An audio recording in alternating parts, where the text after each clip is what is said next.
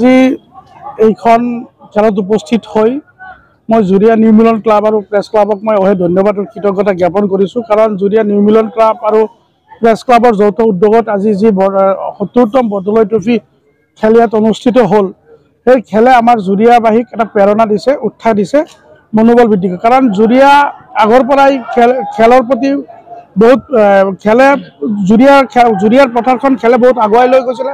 আৰু আপোনালোকে ইতিমধ্যে জানে আমাৰ মুখ্যমন্ত্ৰী ডক্টৰ হিমন্ত বিশ্ব শৰ্মা নেতৃত্বাধীন চৰকাৰখনে আৰু ডক্টৰ হিমন্ত শৰ্মা ডাঙৰীয়াই নিজে খেলৰ প্ৰতি অতি মনোনিৱেশ কৰিছে। কাৰণ খেল মহাৰণৰ জৰিয়তে সমগ্ৰ অসমতেই যি ক্ৰীড়াৰ প্ৰতি যি প্ৰভাৱ বিস্তাৰ কৰিছে সেয়া কিন্তু আমি শলাগ ল'ব লাগিব।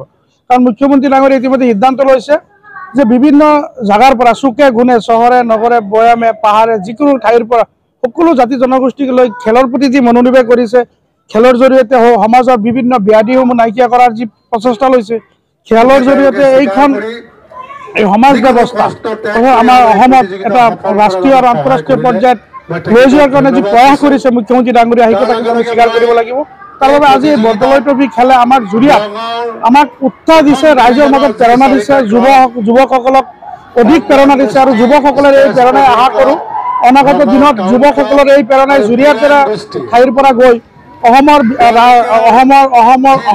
পৰ্যায়ত, ৰাষ্ট্ৰীয় পৰ্যায়, আন্তঃৰাষ্ট্ৰীয় পৰ্যায়ত খেলুৱৈসকল যাব বুলি আশাবাদী। কাৰণ আমাৰ এইখন চৰকাৰে খেলত গুৰুত্ব দিয়াৰ কাৰণে আজি খেলত যদি উপযুক্ত প্ৰশিক্ষণ দিয়াৰ ব্যৱস্থা হয়, আৰু ইয়াত ইতিমধ্যে আমাৰ ক্ৰীড়া সন্থাৰ সাধাৰণ সম্পাদক উপস্থিত আছে, তেখেতে ইতিমধ্যে এটা কথা কৈছে, মই আনন্দিত, তেখেতক ধন্যবাদ জনাইছোঁ।